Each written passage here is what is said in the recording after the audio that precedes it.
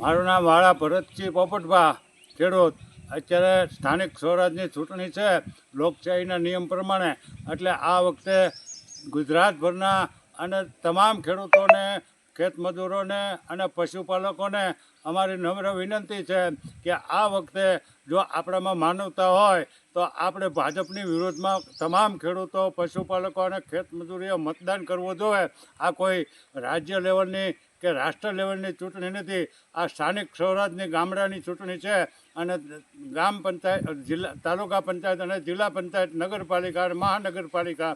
આ વખતે ખેડૂતો જો છેલ્લા 10 વર્ષથી હેરાન થતા હોય, પછી કપાસ પકવતા હોય તો ભલે, ડુંગળી પકવતા હોય તો ભલે, ઘઉં પકવતા હોય, એરડા પકવતા હોય, ચીણા પકવતા, કોઈ પણ ચીજ પકવતા હોય અને એના જો ભાવ આ સરકારમાં ન મળતા હોય તો અત્યારે સરકારની સામે આપણે લડી લેવું જોઈએ અને મતદાનથી સરકારને બતાવી દેવું જોઈએ કે આ અમારું મત. એક પણ મત ખેડૂતના જો દીકરા હોય અને ખેડૂતના દીકરા તરીકે તો એવી પ્રતિજ્ઞા લેવી જોઈએ કે આપણે ખેડૂત છીએ, પશુપાલક છીએ અને ખેત મજૂર છીએ. જો અમારી માનું ધાવણ દેવાઈશું તો અમે આ વખતે ભાજપને મત નહીં આપીએ. અમારો ભાઈ દીકરો કે હગા સંબંધી ઊભા છે તો અમે ભાજપને મત સ્થાનિક સ્વરાજની ચૂંટણીમાં નથી આવી. એટલી જો તમે બધા એક સાથે એક સંપ કરો તો આ વખતે 4 જ મહિનાની અંદર સરકાર તમને ડબલ ભાવ કરી દે, ડુંગળીના, કપાસના, સિંગના તમામ, અને જખ મરાવીને સરકારને કરી દેવા પડે.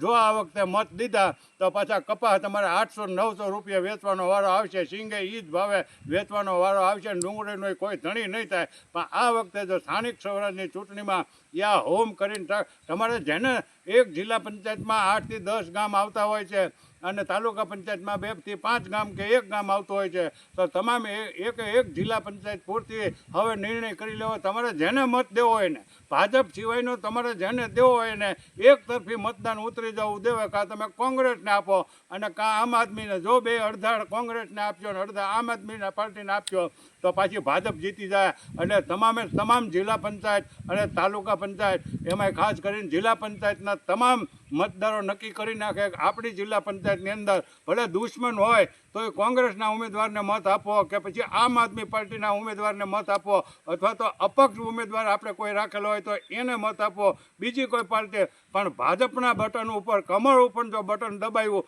તો આ વખતે ખેડૂતોની કઠણાઈ બેસી ગયેલી છે, એ વાત નક્કી છે. એટલે અમે વિનંતી કરી અને 2 હાથ જોડીને કહીએ છીએ કે જો ભાજપની સામે અને આ સરકારની સામે જો ખેડૂતોને લડી લેવું હોય, પશુપાલકોને લડી લેવું હોય, ખેત મજૂરોને લડી લેવું હોય તો આપણા પાસે મોટામાં મોટો હથિયાર આ મત દેવાનું છે. એટલે આ વખતે સ્થાનિક સ્વરાજની ચૂંટણીમાં શહેરમાં હોય કે ગામડામાં ભાજપને પાડી દો, મતથી પાડી દો ભાજપને. ગમે એક વખત જો તમે મતથી પાડી દો એટલે તમારા તમામ કામ થાય. નહીંતર આ વિકાસના બણગા ફૂંક્યા કરશે અને ખેડૂતો, પશુપાલકો અને ખેત મજૂરોને શહેરમાં, ગામડામાં બધે નુકસાન મોટા પાયે કરવાના છે. એટલે અમે વિનંતી કરી છે કે કોઈ પણ હિસાબે ભાજપને એક મત ન દેવો જોઈએ, એવી આપણે સૌ વિનંતી સાથે અમે કહીએ છીએ. અને પ્રતિજ્ઞા લ્યો કે અમે અમારી માનું ધાવણ દેવા આવીશું તો અમારો ભાઈ દીકરો ઊભો હોય છે તો અમે ભાજપવાળાને મત નથી દેવાના. જય હિન્દ, જય ભારત.